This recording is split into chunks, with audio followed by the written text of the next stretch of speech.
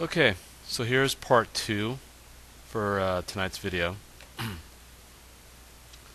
So we got some word problems, and here's a financial type of word problem.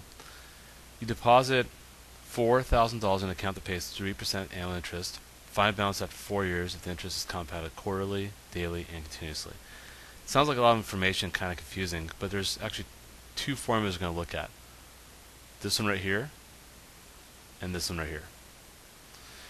A represents the amount that you have in your account after a certain period of time has passed, which is what we want to find.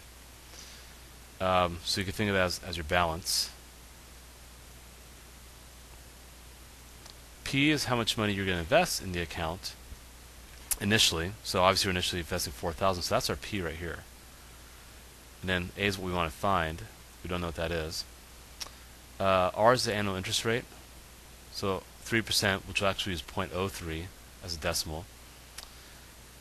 Our T is right here. It's 4. And this is a tricky one. The number of times money is compounded in 1 year.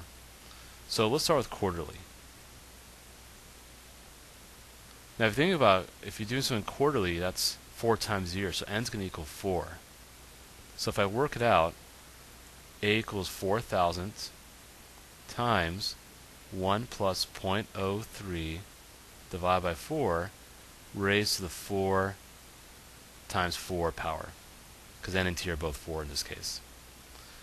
So you're going to get 4,000 times, let's see here, 1 plus 0.03 divided by 4, 1.0075 raised to the 16th power. So if you work this out correctly, you should get $4,507.97. Now let's say we do this daily. Now hopefully you know how many days are there in a year, 365. So this gets to get 4,000, 1 plus 0.03, 365 raised to the 365 times 4 power, because n is 365 and t is still 4 because we're doing this for 4 years. Now one would think that, oh, I'm going to have so much more money, but if you think about it, the 0.03 divided by 365 will actually be smaller, so our base is going to be a little bit smaller. If we work all this out in the calculator, so you want to be very, very careful here. You should have got this.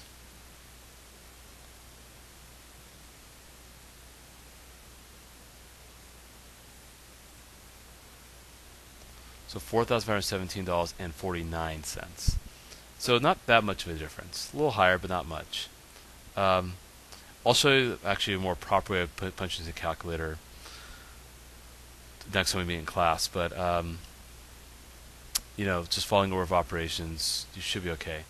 Now, if you want to do this continuously, that means that you're compounding every waking second or every moment. This is for continuously. We want to use E. And it'll make sense when I show you how E was discovered. Because basically it's like saying n is infinity if you think about it. So we use A equals P times E raised to RT power. Principal is 4,000 times E raised, your interest rate's 0.03 times 4. Remember, E is approximately equal to 2.718 if you go to 3 decimal places. So, but we'll just use the calculator because E is already built into the calculator. 0.03 times 4.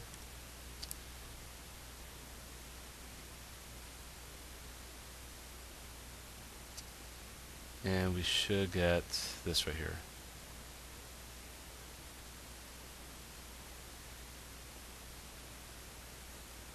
And actually something seems a little bit off here because I think the second one doesn't make much sense.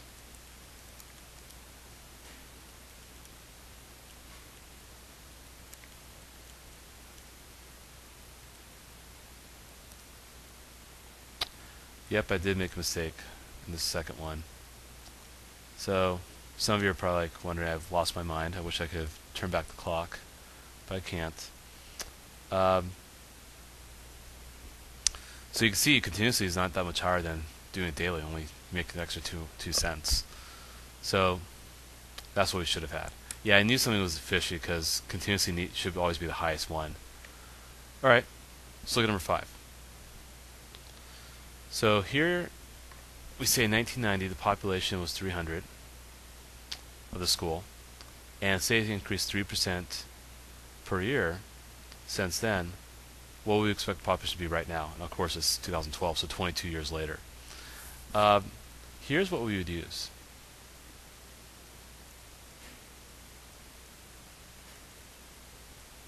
This is for exponential growth, because obviously the population is growing. And actually, let me kind of rewrite that. So R is going to be percent growth. A is going to be the initial population, or initial amount. And T will be time in years. And there's a second part, but we'll get to that a little later. So you have 300 people, 1 plus 0.03 raised to the 22nd power. Because think about it, 2012 minus 1990 equals 22. And that's going to be T. So if we work it out, we should get this 300 times 1 plus 0.03 raised to the 22nd power. So you get roughly 574.83 people, or you could say 575 people if you round up. Which is actually pretty close because we have about 600 people here. So it looks like I approximated this about right. Then you want to see when we expect the population to be 800. 800 equals 300 raised to 1.03 t power. We want to solve for t because we're trying to find a time. So we divide both sides by 300. You should get 2.67 equals 1.03 to the t power. Here's a problem now. We've never really quite learned how to isolate a variable if it's an exponent. We're actually going to do that in 7.4, which is the inverse of exponential functions, or something called a logarithm. But for now, let's graph. Make that y1 and make that y2. So if you were to graph this, there's y1. y2 I know is an exponential function, which will probably be something kind of like this.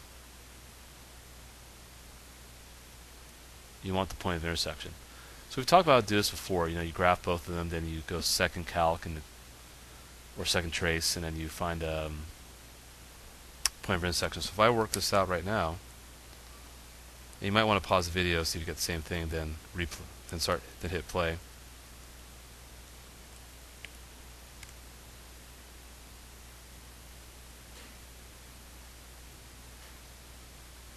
If you do it in the standard window, you're not going to see a touch. And we already know that 22 years, we got 575 people.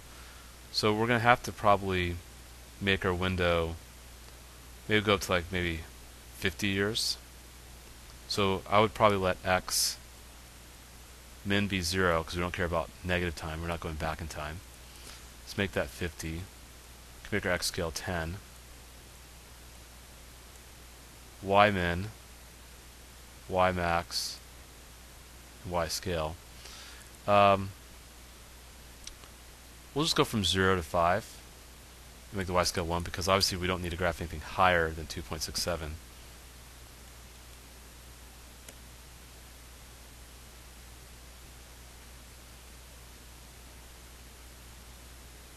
And I chose X max because again I knew that after 22 years we had 575 people.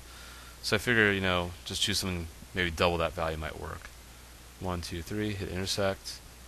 So you should get about 33.2 years.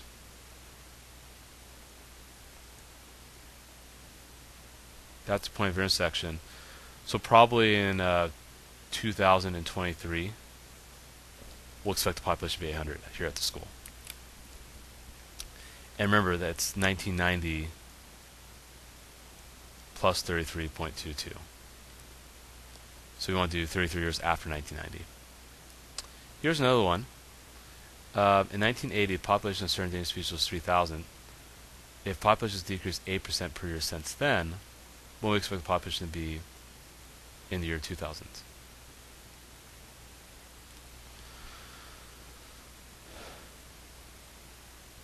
So, same thing, only difference is you do minus r, because you want it to go down. All the values are still the same though. So, you start at 3,000 of the species. It's decreased by 8%, so you put 0.08, and you put 20 right here.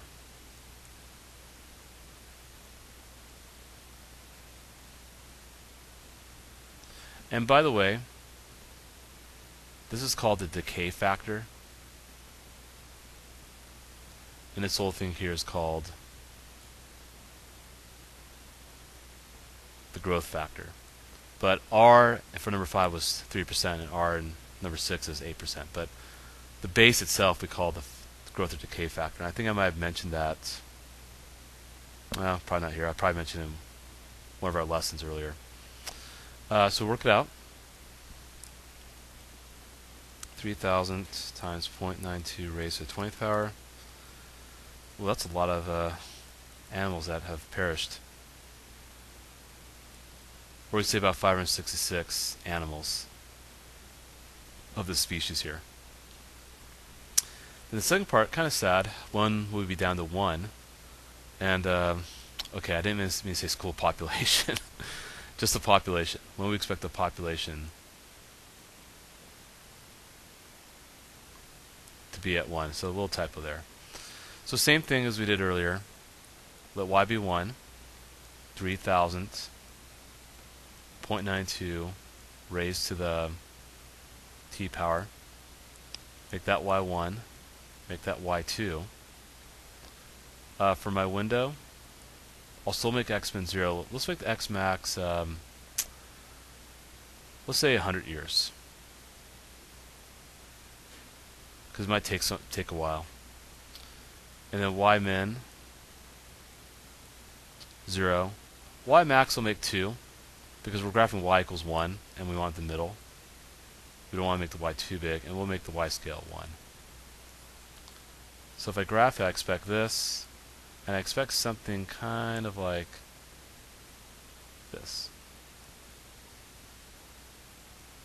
So we need to find a point of intersection again. So let's do this again. 1. And 3,000 times 0.92 raised to the x power. Change the window. Yeah, let's make the x scale 10 actually, so we don't have too many tick marks.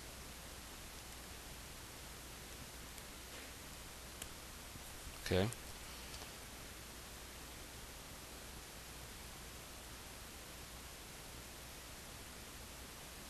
Cool, you do see it hit this window. 1, 2, 3. So the point of intersection should be 96.02, comma 1. So it takes 96 years. So 1980 plus 96. Remember, we started time in 1980.